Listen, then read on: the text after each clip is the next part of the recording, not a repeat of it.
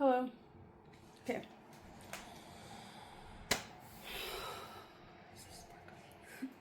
It's sparkly. Are my underwear that sparkly? They got little bands. Ooh. Shoot, I'd be wanting to wear the sparkles too. Look at these sparkles. Ooh, it's sparkling. How can you not like that? A whole pantsuit was a little bit excessive, maybe, but you know, it's got sparkles. Okay, we're sparkling. Sparkle. We're gonna read from this book right here. I'm gonna sit in the bathroom, in the chair in the bathroom. It's kind of in a weird.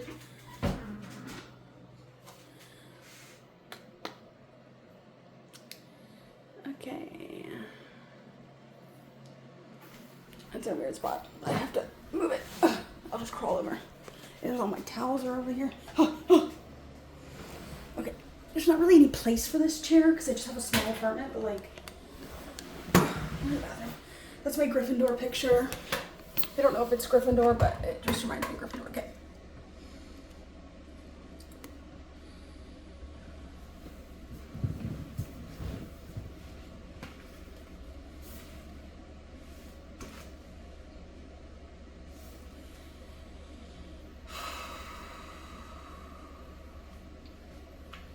I flipped to Athena. And this is the goddess of wisdom, crafts, strategist, and the father's daughter. No, we're not going to read that one. That one might be too personal to me. I have a Pallas Athena Jupiter conjunction. Really close to my ascendant, but it's in the 12th house. With my south node. The south node's pretty far away, but perhaps we'll read that. You know who looks exactly like my dad? It was actually Tim Dillon, the podcaster. You guys know what I'm talking about? He looks a lot like him. Talks like him. Acts like him, even a little bit. Okay.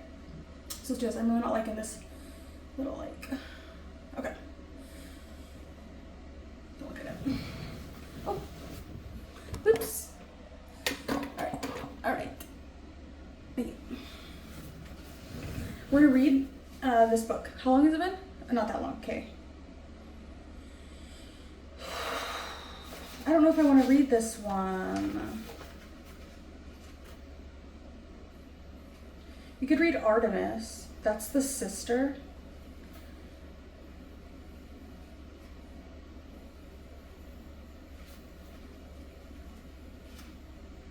Athena, those are all the virginal goddesses. The vulnerable goddesses is Hera, Demeter, and Persephone.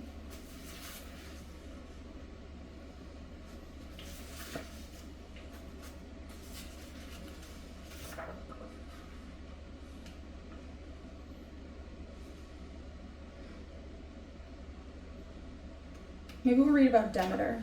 I don't know so much about Demeter. That's the mother. Demeter, the goddess of grain, nurturer, and mother. Am I sure I want to read this? Demeter, goddess of grain, presided over bountiful harvests. The Romans knew her as Circes, to which our word cereal is related. She was described in the Homeric hymn to Demeter as that awesome goddess with her beautiful hair and her gold sword. Probably poetic license for a sheath of ripe wheat, which was her main symbol. She was portrayed as a beautiful woman with golden hair and dressed in a blue robe, or most commonly a sculpture, as a how do you say that word? I can say it in my head. I don't know how to say it out loud. It's not that difficult of a word either. I can't say it out loud. I don't know why it's not letting me say it. Like, I want to say it, but I just can't say it out loud for some reason. It's on the wait, where is it at? Okay, so it's the end of the first paragraph, in between A and C, at the last line of the first paragraph. Can you see it? I don't know why I can't say it. It's just not letting me. Like, I can say it in my head, but it's not letting me say it out loud. Maybe I shouldn't be reading this out loud. I could read in my own head.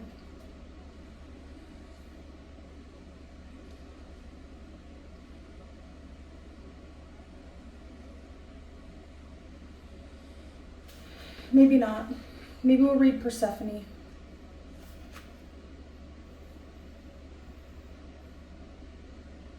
No, we'll read it.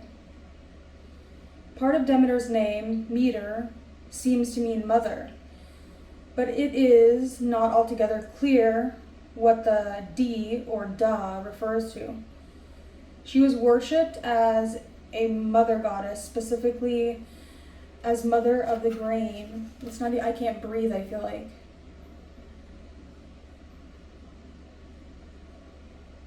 And mother of the maiden Persephone, the Roman Prosperina. I don't know how to say that.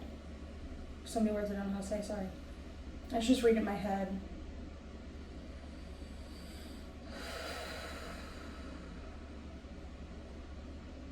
I already know about all this. I don't really want to read this. It has a lot to do with like the Elizonian mysteries. It's the mother of Persephone. So Persephone was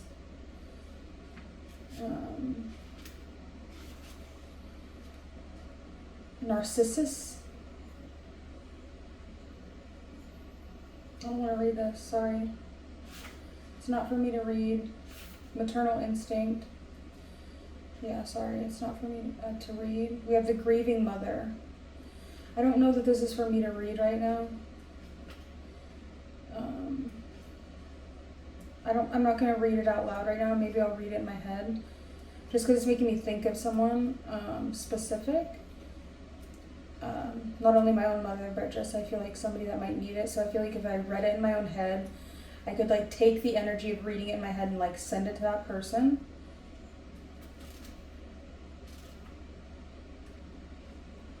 Just because I feel like she needs it. But let's read about Persephone, just because I don't know that this right now is for this channel. Okay. Maybe this whole video is retarded.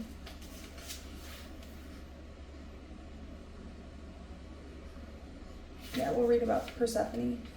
The goddess Persephone, whom the Romans call Prosperina or Cora, is best known through the Homeric hymn, A Hymn to Demeter, which describes her abduction by Hades. She was worshipped in two ways, as the maiden or the core, which means young girl, and as queen of the underworld. The core was a slender, beautiful, young goddess, associated with symbols of fertility and pomegranate, grain, corn, as well as the narcissus flower that lured her. As queen of the underworld, Persephone is a mature goddess who reigns over dead souls, guides the living who visit under the world, and claims who visit the underworld and claims for herself what she wants.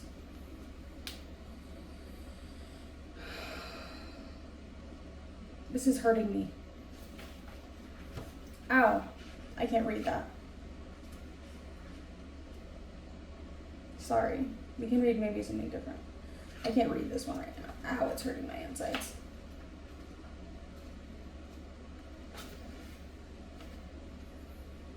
I think I'm gonna vomit. This is the mother's daughter. I think I'm gonna vomit. I feel so shaky and weird. Oh.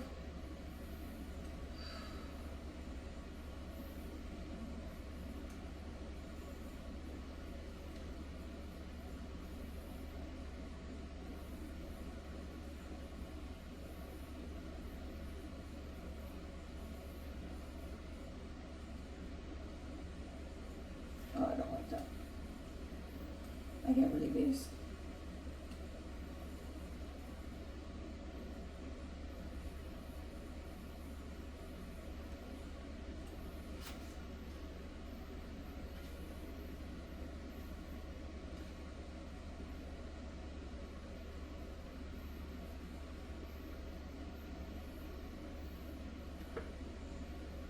Becoming a guide to the underworld. Once a Persephone woman descends into her own depths, explores the deep realm of the archetypal world, and does not fear returning to re-examine the experience, she can meditate between the ordinary and the non-ordinary reality. She has had awesome or terrible irrational experiences, visions or hallucinations, or a numinous spiritual encounter. If she can transmit what she has thus learned, she can become a guide for others. For example, when I was a psychiatric resident, a book written by Renee, Autobiography of a Schizophrenic Girl, gave me vivid insights to the subjective experience of being psychotic. And a Persephone woman who has been to the underworld and back can also be a therapist guide who can connect others with their own depths, guiding them to find the symbolic meaning and understanding of what they find there.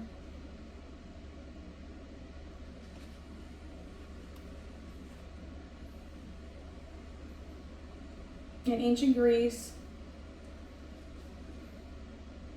Dionysus's intoxicating spirit moved women to ecstatic sexual heights. He was worshipped in mountain revels by Greek women who would periodically leave their traditional, respectable roles, their hearths, their homes, to participate in religious orgies.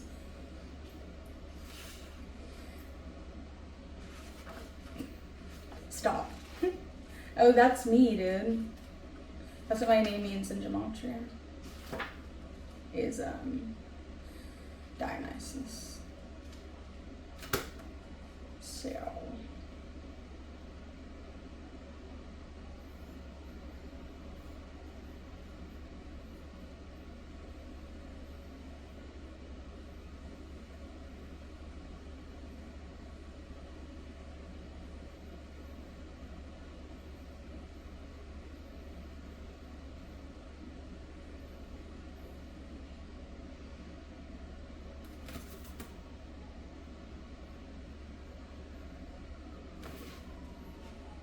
I think I want to read about Demeter. I think I'm at the time in my life where I'm ready to read about young Demeter. No. I don't know. Maybe I am Athena. I'm not really sure. Maybe none of them make any sense to me. Relationship to women sisterly. Let's see. What's Athena like? The virgin goddess, the strategist, craftswoman, the father's daughter, the golden mean.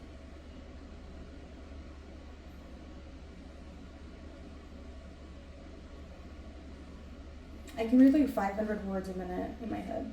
It's so annoying to read it out loud. Like 475 words a minute. If I'm like reading something where I'm kind of like familiar with it and it's not super difficult to read, like Harry Potter, for example, if I'm reading like an astrology book where like I, for the most part, understand it, like if I'm reading something more difficult, I guess I don't read as quickly. But like Lord of the Rings, I'd probably read less quickly just because there's so many words that like I don't.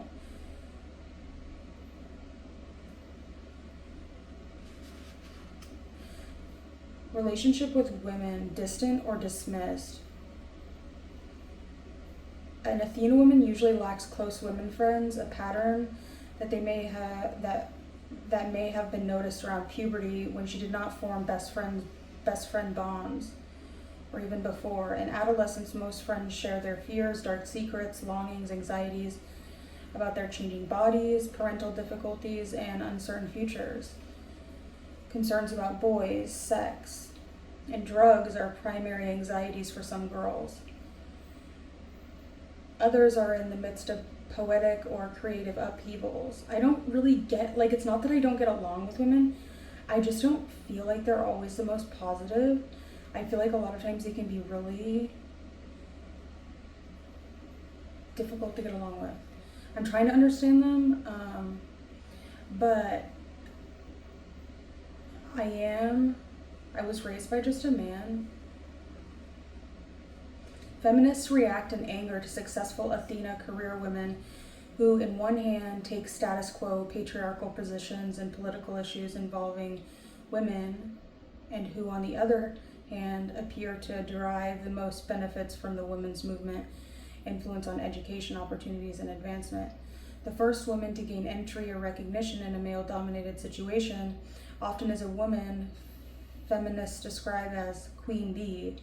Such women do not help their sisters get ahead. In fact, they make general advancement more difficult. I'm pretty sure that queen bee in gematria is 444. I'm almost positive. Which is the same as my first name.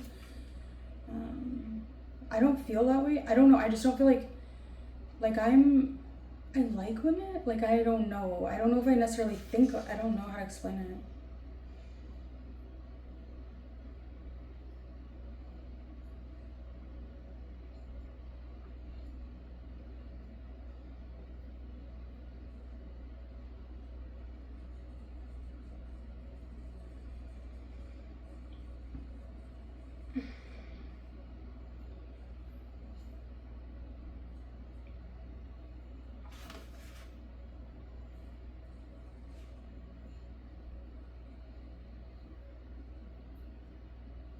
I think Athena's the most sexual out of all of them, but in like a very sophisticated, not like sophisticated, but in a very like, she could almost even maybe think like a man, or maybe be able to have like really detached sex, or like she might, like, I feel like Athena might be like the kind of person that would have sex with someone and like be slightly distant afterward, like not be super clingy. She may stay celibate, or she might wait till she finds a great man.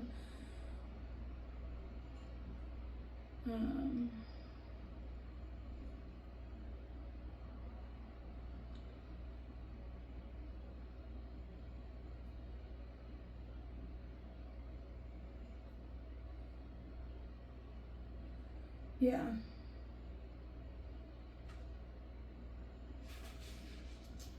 She can be kind of like a tomboy, I think. Like like the girl that kind of, she's not a man, but she kind of has like masculine qualities to her.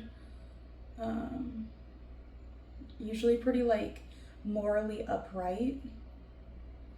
Definitely someone that has a lot of integrity. Very smart. It's kind of like, I would say, like if we were to look at like the martial side of Libra, like really that's kind of like and we were to look at like the martial side of Aries, because there's also a Venusian side of Aries and there's also a Venusian side of Libra, but I would say that the Venusian side of Libra is very Athenian.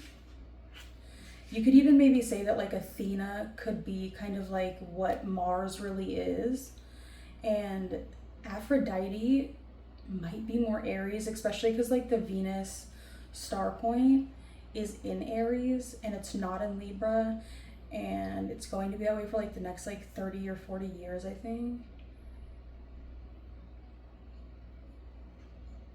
She usually stays pretty like similar. Very smart, good with her hands, good with her, she's kind of good like with her whole body. Usually pretty strong.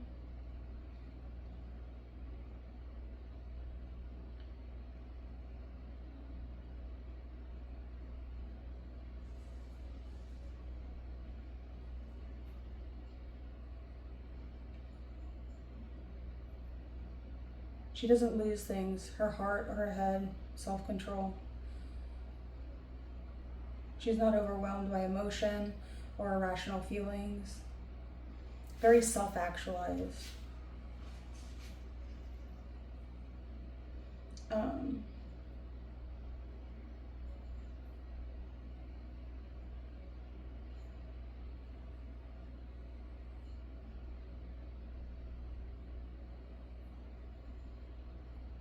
She might be able to like intimidate. So an Athena woman has an ability to intimidate others and take away the spontaneity, vitality, and creativity of people who are not like her. This is her Medusa effect. So it's kind of like the energy where you kind of straighten up around her. This is like Athena. I almost want to say that this is like, I can't remember what her name is. She's really pretty though. She does like not the news, but like she talks on behalf of the White House. Caroline Levitt or something like that. She's got like short blonde hair. She reminds me of an Athena woman. Very matter of fact. But still very beautiful and still very feminine, just very strong. I don't mind people like that. I think it's actually a really nice quality. I mean, for the most part, there still needs to be a side of you where you can become gentle, but it just might not be something that everybody gets to see.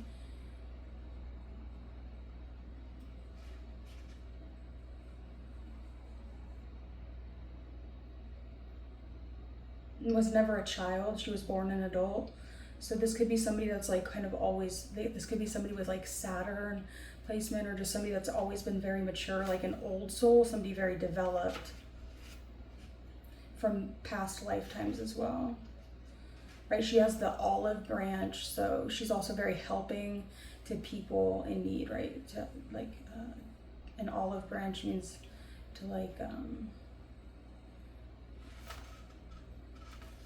she has like herself, she has worth.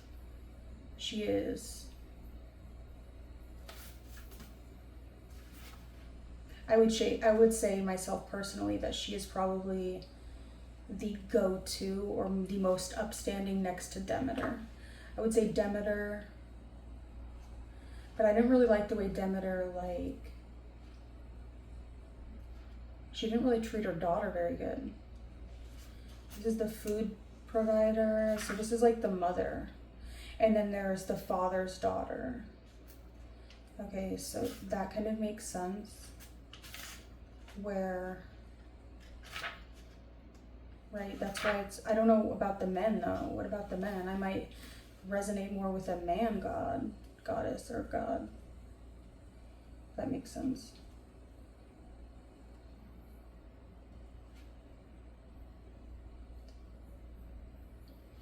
The books that she wrote about this for Persephone, she has the Cinderella complex, women's hidden fear of independence. The book provides an excellent understanding of how family and culture reinforce this archetype with apprehensive over, what does it say? Over solicitude? What that means. An inhibition of assertiveness and independence. By Dowing Christine. Persephone in Hades.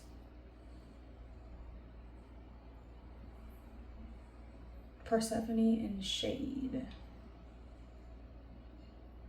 Okay. Seda. Hymn to Demeter. The archetypal image of mother and daughter. All things to all men, in the way of all women. Okay, I never promised you a rose garden.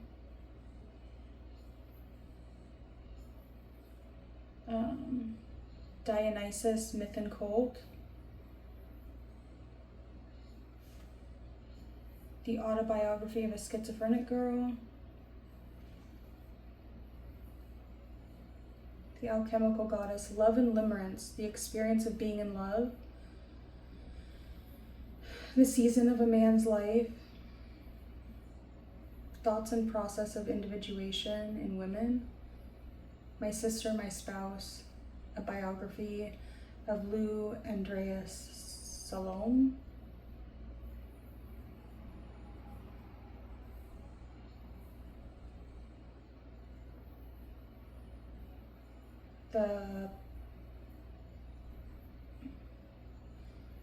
The Pygmalion, what does that mean? This word right here? Oh, fuck. Can you see the word? It's right. Where is it at? I'll spell it for you. Where is it at? I've lost it completely. P-Y-M-A, so P-Y-G-M-A, so Pygmalion. P-Y-G Malion. What does that mean? Life effects?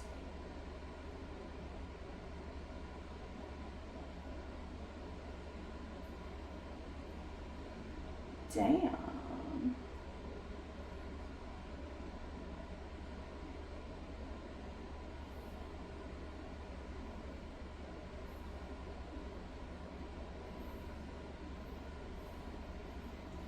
The meaning of Aphrodite.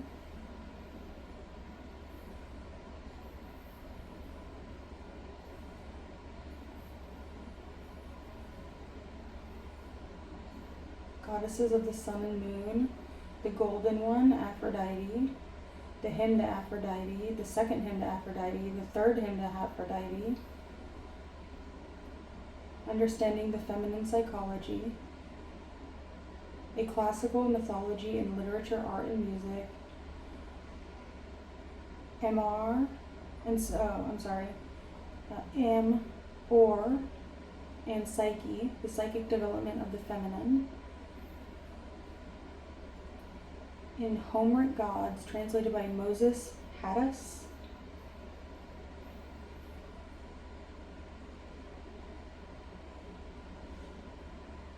Goddesses in Our Midst.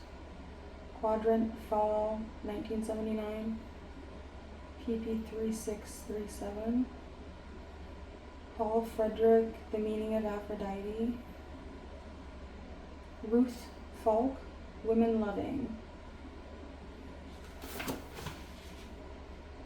What the fuck is happening?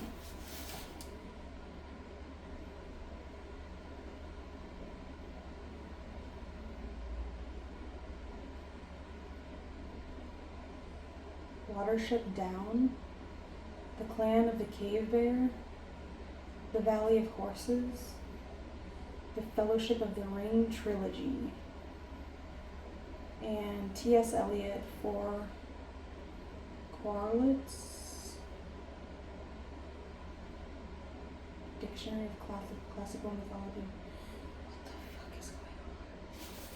This bitch is crazy. I feel like she's trying to say things but not really saying things. Like she's writing things, but there's obviously something else she's trying to say. Do you know what I'm saying? Let's see what she says about Athena. What the fuck is happening? I hate this, dude. Okay. Dear Grey Eyes, a re-evaluation of Pallas Athene in the Goddess, New York, Crossroad, 1981, pp 99130. Oh god. Athene and Medusa, Anima 5, number 2. Spring Equinox, 1979, 118, 124. Hillman James, On the Necessity of Abnormal Psychology, Anake and Athena.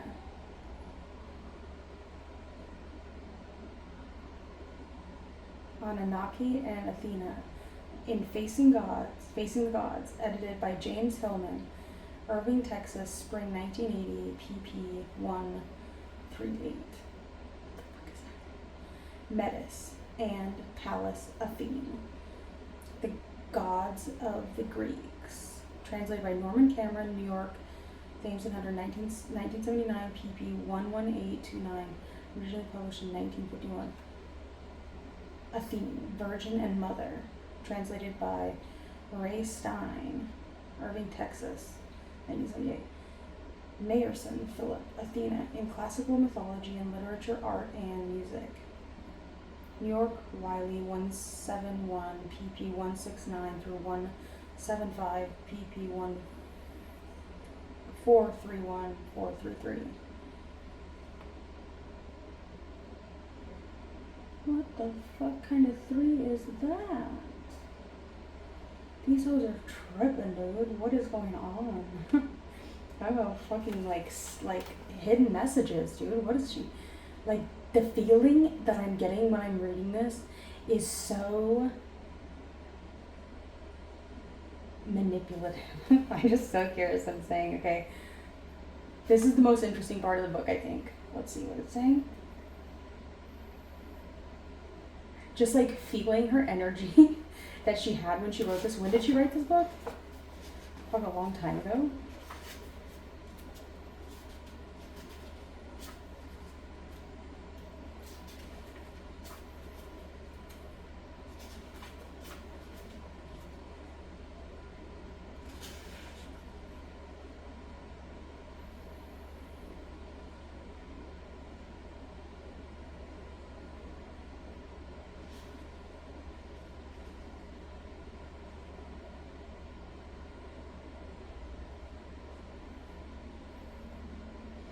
Part 14, The Heroine in Every Woman, from Frodo Lives. What? New realities. What is happening, dude? I found this book when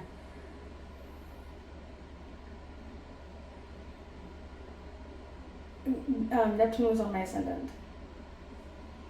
1984. Gosh.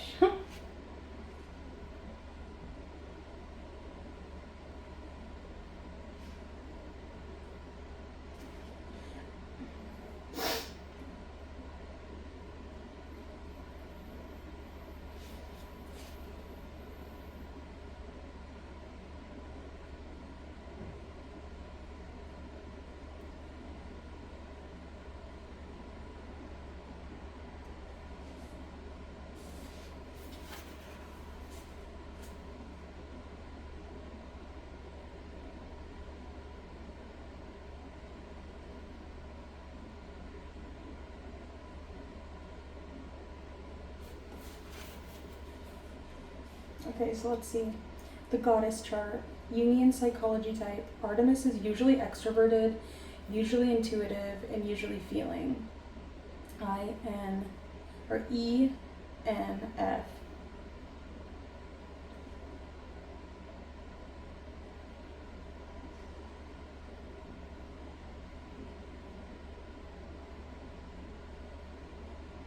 I'm an ENFJ, so I'm at.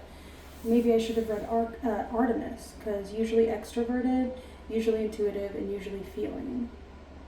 Extroverted thinking sensation, introverted feeling intuitive. Wait, is that right? I don't know.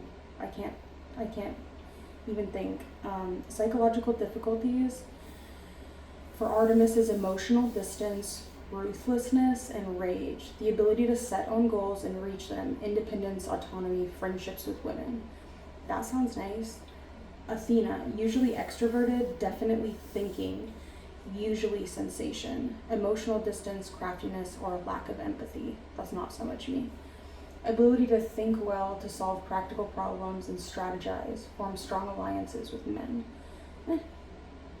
Definitely introverted with Hestia, usually feeling and intuitive. Emotional distance and a lack of social persona. That's not me so much. Ability to enjoy solitude, to have a sense of spiritual meaning. Hera, usually extroverted, usually feeling, and usually sensation. Jealousy, vindictiveness, rage, inability to leave a destructive relationship. Ability to make a lifetime commitment, and fidelity. Demeter, usually extroverted, usually feeling. Depression, burnout, fostering dependency, and unplanned pregnancy. Ability to be maternal and nurturing of others. Generosity, definitely not me. Maybe a little bit with the depression. I'm definitely not a dependent. I have been before. We're going to say that I'm not that. Persephone, usually introverted, usually sensation. Depression, manipulation, withdraw into unreality.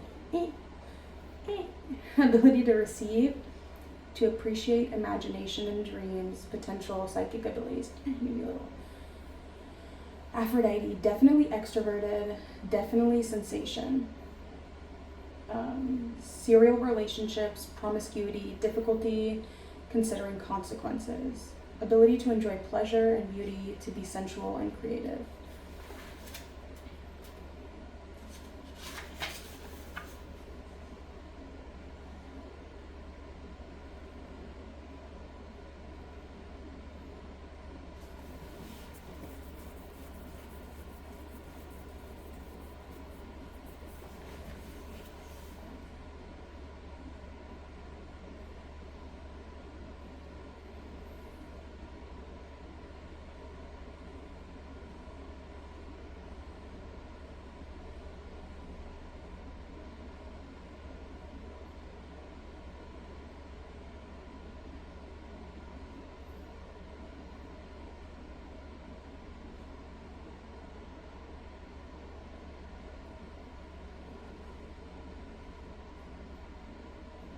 Ares, Hermes, and Hephaestus for Aphrodite. I would have to say that she probably has the best lovers, but I don't know them. I would say that's probably the best one. Maybe sister companions, Leto and Apollo for Athena. What? What does that mean? Oh, I don't know. Oh, significant others. I guess they're not talking like sexual. I don't know. Who knows? These fucking bitches are crazy, dude. I gotta get out of here. I gotta go, dude. I really do, dude. This is weird. Like, I'm leaving, dude.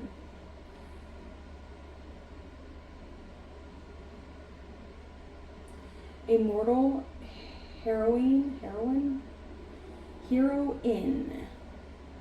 who completed the 4 tasks of Aphrodite and reunited with her husband Eros.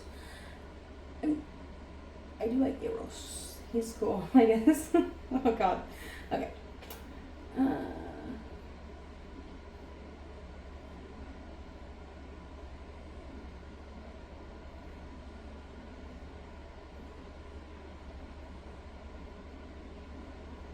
Zeus, called Jupiter or Jove by the Romans, ruler of the heavens and the earth, the chief god of the Olympians, youngest son of Rhea and Kronos, who overthrew the Titans and established supremacy of the Olympians as rulers of the universe. Philandering husband of Hera, who had many wives, affairs, and numerous offspring from the liaisons of many women whom were second generation Olympians or heroes of Greek mythology. Zeus is cool, I guess Zeus is cool. He was a shapeshifting fool, wasn't he? The shapeshifting fool. We have Poseidon, god of the sea, an Olympian more commonly known as by his Roman name Neptune, raped Demeter while she was searching for her abducted daughter Persephone.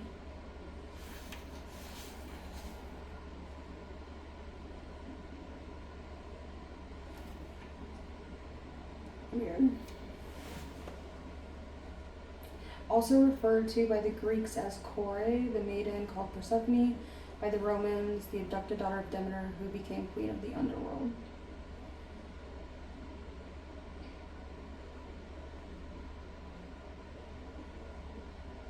Prince of Troy, Paris, awarded the golden apple inscribed for the fairest to Aphrodite, who offered him Helen, the most beautiful woman in the world, as a bride. Paris took Helen with him to Troy, thus instigating the Trojan War, for she was already married to Menelaus, a Greek king.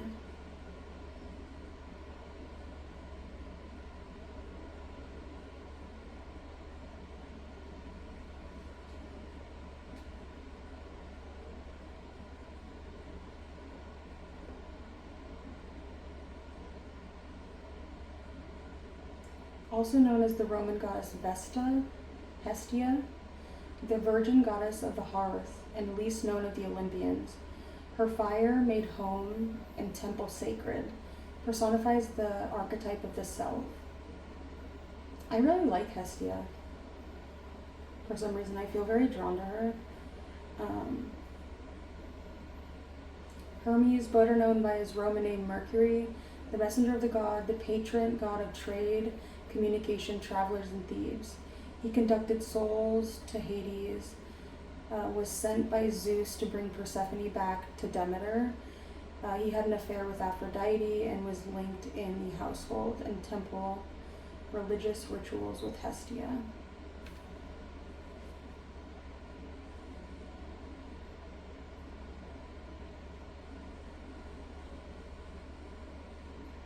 I don't know, I just like Hestia.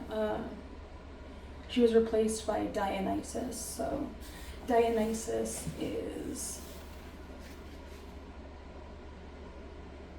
a fool. Not a fool. What would you say Dionysus is? Maybe. I don't know if you'd say that. I did say it though, so. Hecate was the goddess of the crossroads who looked in 3 directions. She was associated with the uncanny and mysterious and was a personification of the wise witch. Hecate was associated with Persephone, whom she accompanied when the maiden was returned from the underworld, and with the moon goddess Artemis.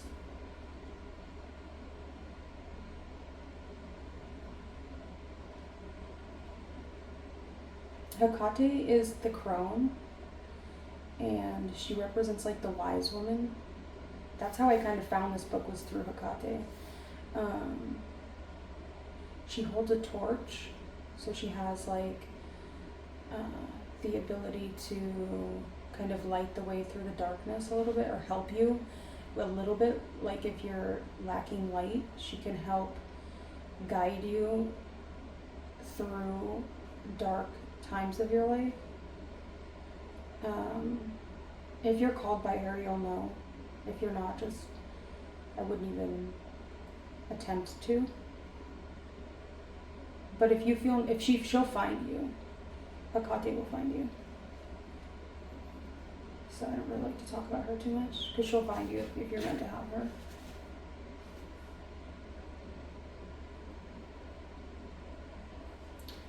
Apollo, also called Apollo by the Romans, the handsome god of the sun and god of fine arts, medicine, and music. He was one of the 12 Olympians, son of Zeus and Leto, his twin brother of Artemis, sometimes also referred to as Helios.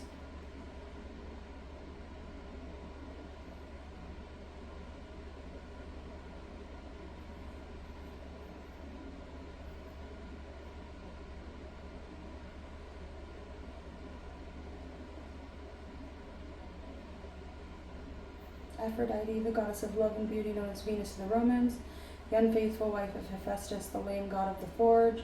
She had many affairs and many offspring from her numerous liaisons. Ares, the god of war, Hermes, the messenger god, and Anchises, who fathered the Aeneas,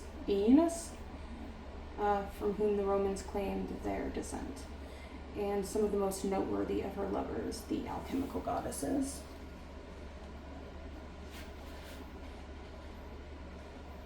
Not really into it.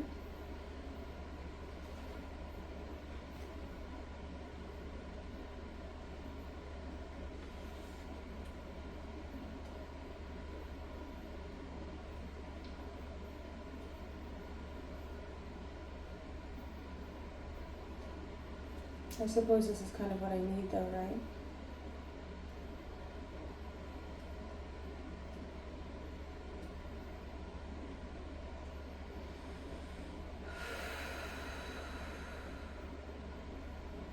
Aphrodite, the goddess of love and beauty, who the Romans called Venus, and the most beautiful of the goddesses. Poets told of the beauty of her face and form, of her golden hair and flashing eyes, soft skin, beautiful breasts. To Homer, she was a lover of laughter. Filled with irresistible charm, she was a favorite subject for sculptors who portrayed her in a state of undress or partial dress that revealed her graceful, sensual body. The Venus de Milo, the Aphrodite of Sindos, I don't know how to say that.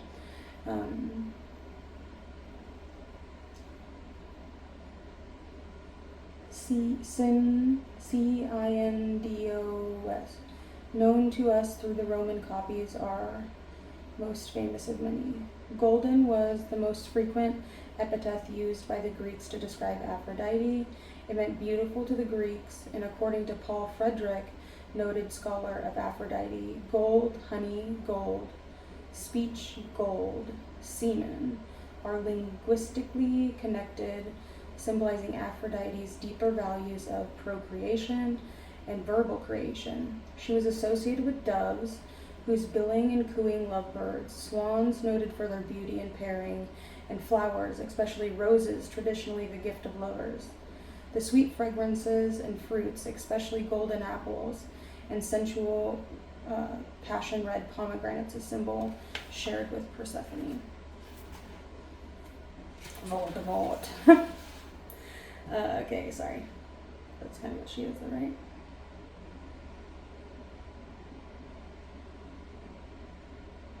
I don't really care about. Okay, let's see. There are two versions of the mythological birth or origin of Aphrodite. Hesiod and Homer tell two contradictory stories. In Homer's version, Aphrodite had a conventional birth. She was simply the daughter of Zeus and the sea nymph Dione? Dione.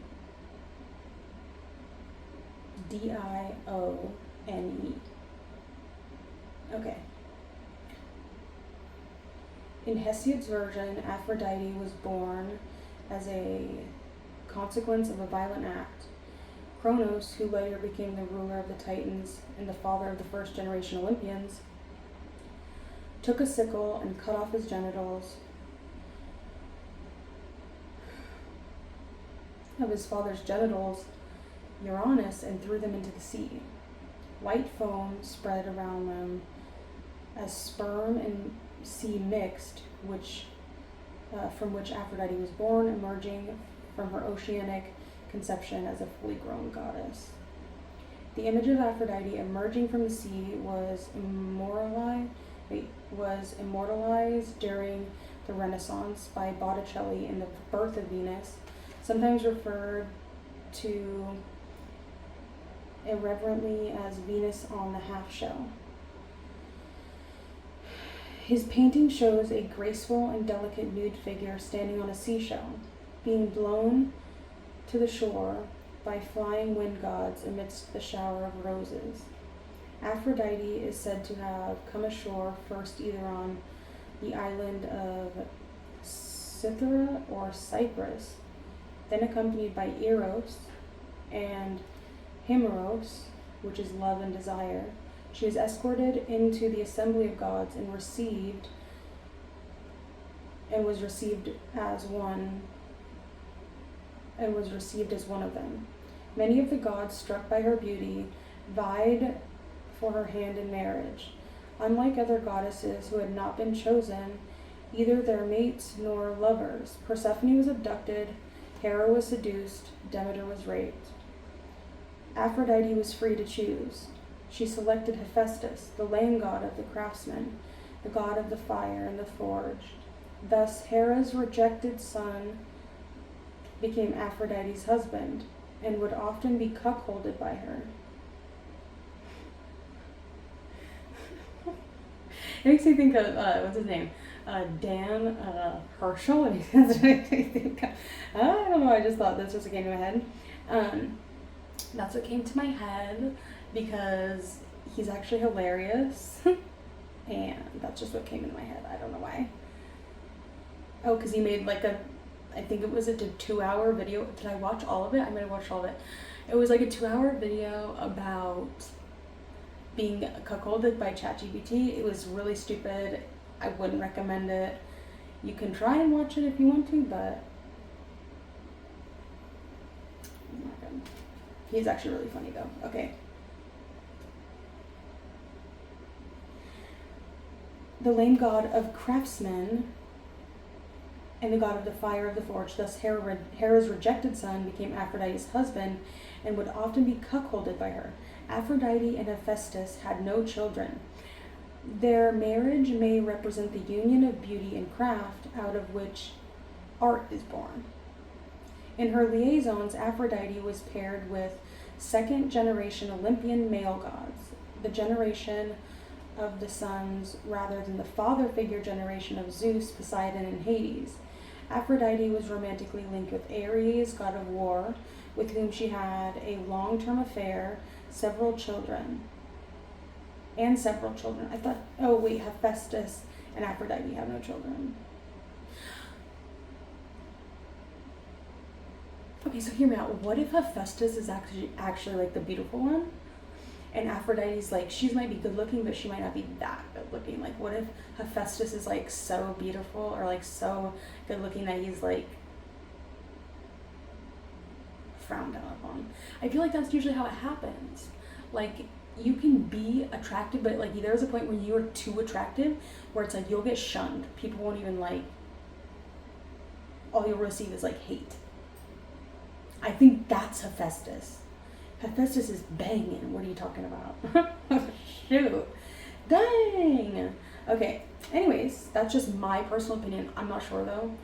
I think that also like, depending on whether your Venus is before your sun or after your sun, I think if your Venus is before where your sun is, that's technically considered to be a evening star. If it's, so like we're looking at the wheel, we're going this way. So like I have my Venus and then I have my sun. They're very close together. I can't remember which one it is, but I think that one of them, when Venus is before the sun, that's the Hephaestus stage, and that is the evening star stage, I believe. But when Venus is past, might be the other way around. I don't remember. You're gonna have to look it up for yourself.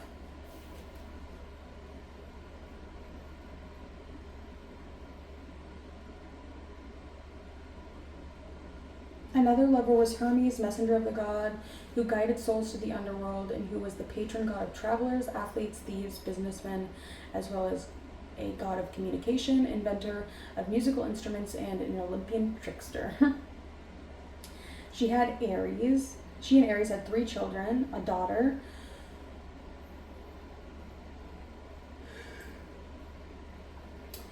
Harmonia, which is harmony, 2 sons, Deimos, which is terror, and Phobos, which is fear. Fuck, that sounds terrible. Dang, what's up with the sons, dude? That's horrible. You could think of better names than that. Fuck. I kind of like Deimos. I hate that. Phobos, that's terrible too. Harmony, that's pretty bad too. Who accompanied their father in battle. Aphrodite. Fuck. Oh, that's horrible. Aphrodite and Ares represent the union of the 2 most uncontrollable passions, love and war. Raw. W-R. Wait, R-A-W. Raw. So like raw sex. I think that's what that means. Like, yeah, I think that's what that means. But they say it backwards because that's not healthy or safe. I'm not sure if that's what they mean. Maybe, I don't know. They're talking about a lot of children here, so I don't know. Which, when in perfect balance, could produce harmony. So I'm going to assume harmony is probably the oldest. Maybe not. It usually starts better and it gets worse over time. The children of Aphrodite's union with Hermes was a bisexual god, Hermaphroditus, who inherited the beauty of both parents, bore both their names, and had sexual characteristics of both. Oh. Oh. I don't know, how would that work? What would that look like? I have no idea. Okay, whoa. Yeah. Well, I mean, I'm saying that's fine. I mean, it's not fine. I mean, is it like a genetic mutation, or is it... By some accounts, Eros, god of love, was another of Aphrodite's sons, which I'm pretty sure is actually Aphrodite and Mars, because Ares and Aphrodite, or Venus, the midpoint between the two of them can be seen as an Eronian place or an Eros place, but you also have the asteroid of Eros. So Eros is that's their child, is Eros. Or Rose. Could also be Heroes.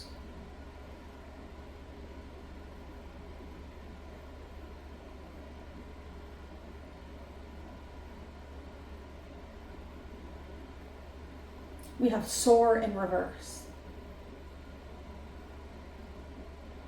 That's what Eros is soar in reverse, so I'm not really sure. Maybe somebody's kind of like, they can take a fucking beating in the sack. That could be what that's talking about. I don't know what it means. I'm just reading the words. I'm looking at it in all different ways. I'm reading it up, down, all around, sideways, and backwards. Okay. I have to keep reading this. Also known as Cupid. I'm going to start my period soon, and the cup had made me think of that because I had to put the cup thing in. Anyways, let's keep going. Fuck, I don't want to keep reading. How long has it been?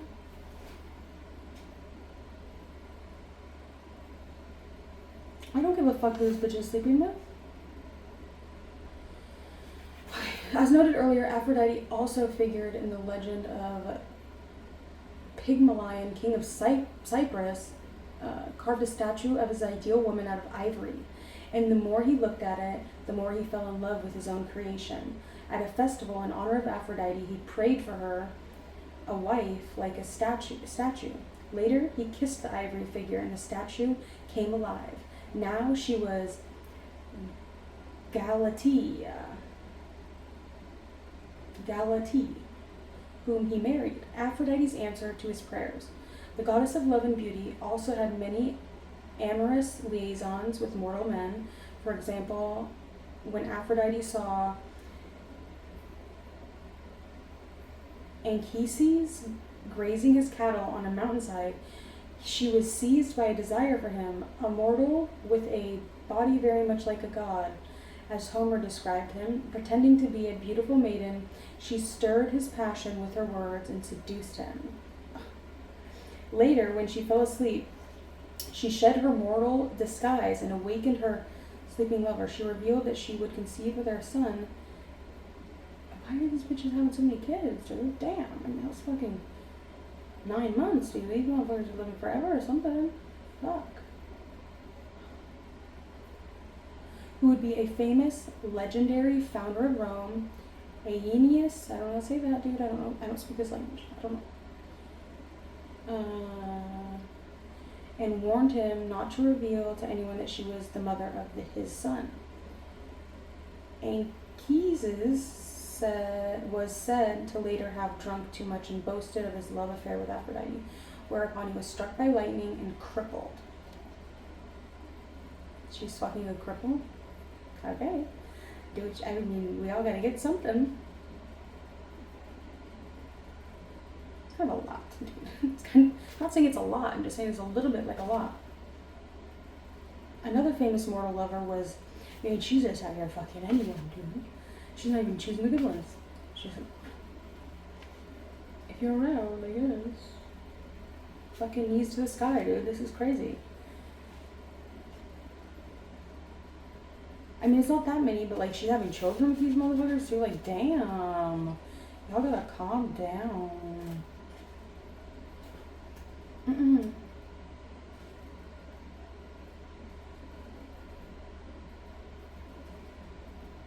When a woman is raised in an atmosphere that condemns sexuality in women, she may attempt to stifle her interest in men, downplay her attractiveness, and consider herself bad for having sexual feelings.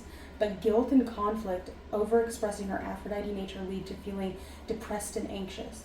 And if she acts the part so well, she splits off her sexuality and sensuality from her consciousness. She will lose touch with a major part of her real self, and thus lose her vitality and spontaneity. Shut the fuck up. I can deny this bitch if I want to. It turns out it doesn't really work that way. Like, if there's a woman that's like, or a man or anything, like, you deny them, like,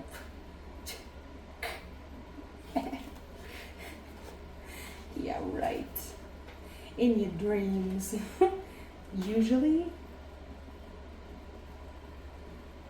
it makes them want you more. So, yeah, I gotta go on that note.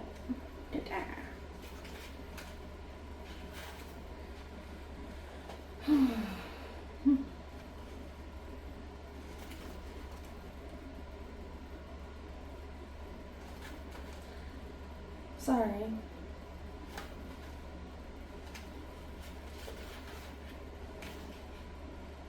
Relationships with women, the mistrusted lady. An Aphrodite woman may be mistrusted by other women, especially by Hera women. The less conscious or less responsible she is about her effect on men, the more disruptive an element she can be. For instance, she may go to a party and engage in intense, erotically charged conversations with the most interesting men there. Thus, she stimulates jealousy, feelings of inadequacy, and a fear of loss in many women who see their men reacting to her with increased animation as the alchemy between them casts a golden aura around them both. I gotta go, dude. I'm done, dude. This is so stupid. That's not stupid. When women, especially a jealous or vindictive Hera, get angry with her, the Aphrodite woman is often shocked. She rarely bears other women's ill will, and since she's not possessive or jealous herself, she is often in trouble fathoming the cause of hostility towards her. I gotta get it. Oh, fuck. This is really brutal. Okay. A lesbian Aphrodite woman differs from a heterosexual one, only in her sexual preference. She too brings Aphrodite consciousness to relationships. And then, in turn, herself responds to the alchemy she generates. She becomes intensely involved in relationships, falls in love often, and as a consequence usually has a series of important relationships, wanting to experience everything life has to offer. She often has sexual relationships with men as well as women, unconstrained by the need to live up to what men expect women to be, a lesbian Aphrodite, perhaps more than her heterosexual counterpart, exercises Aphrodite's prerogative to pick and choose her lovers, the alternative lifestyle that the lesbian community offers suits her lifelong unconventionality.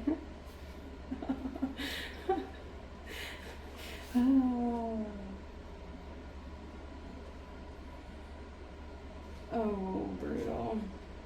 I'll stick with Hestia. I like her. A little Calcifer lady. I will take Hestia. She's the best one. I want Hestia.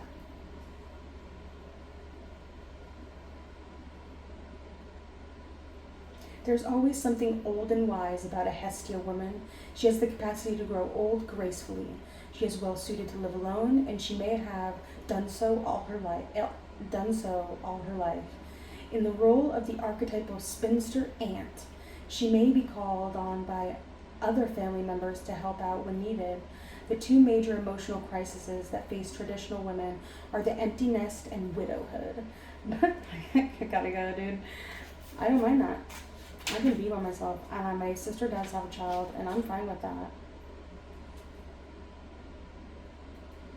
Fashioning a socially adaptable persona, which means mask, once referred to masks that were worn on stage to identify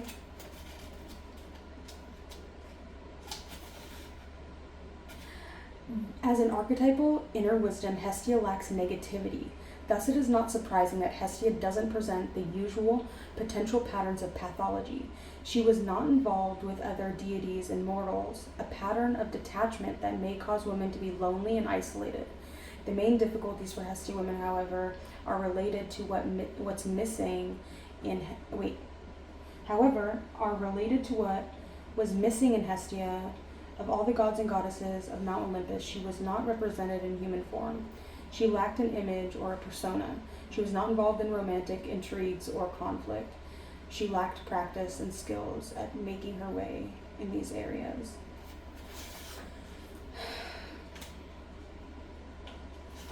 I like Hestia. After reading through all of them, I would choose Hestia. I like her.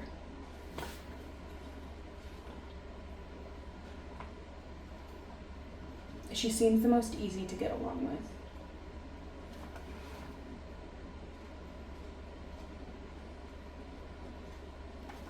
And, you know, I don't really feel like the author really had a super strong connection to Hestia, because I definitely feel like she was kind of like detached from her.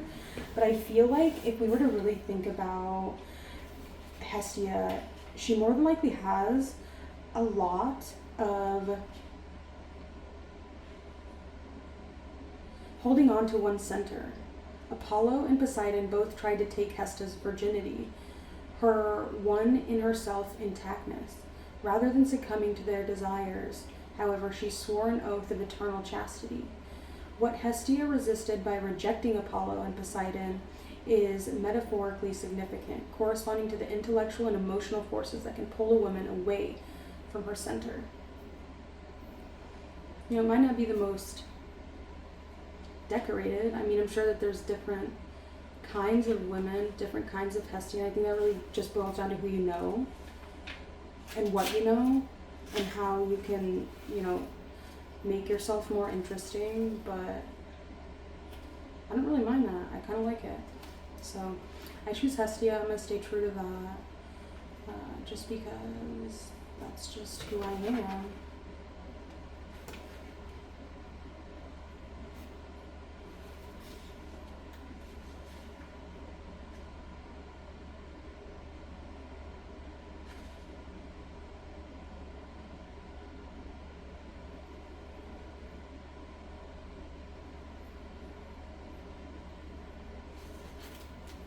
Love to you.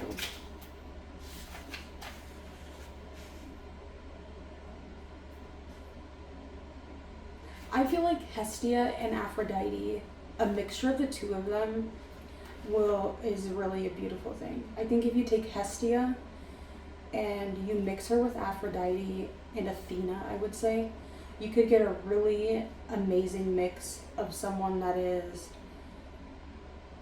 able to be very sexual, able to be very loving, someone also very smart,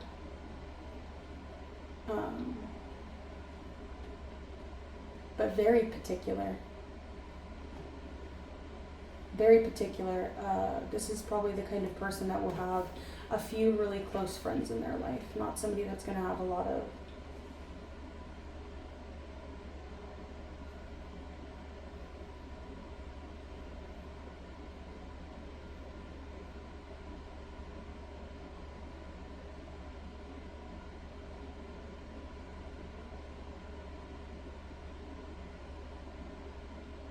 So Dionysus, known as Bacchus to the Romans, the god of wine and ecstasy, whose women worshippers annually sought communion with him in the mountains through revels or orgies, while Hestia is in the home and represents the fire made home, personifies the archetype of the self. So Dionysus might have more of a reputation, a fiery reputation, while Hestia is going to be more so home-based. Anyways, this was really long. Hope you guys liked that. It was really kind of tripping out. We just kind of skipped all around.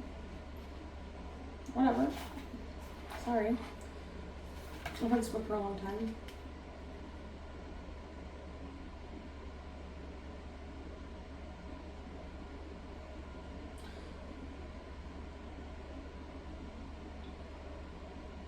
She's like an elder who's seen it all. She has come through with her spirit undampened and her character tempered by experience. Like it, guys, this has been my reading of this book where I didn't read any of it in order because that's how it goes. Bye.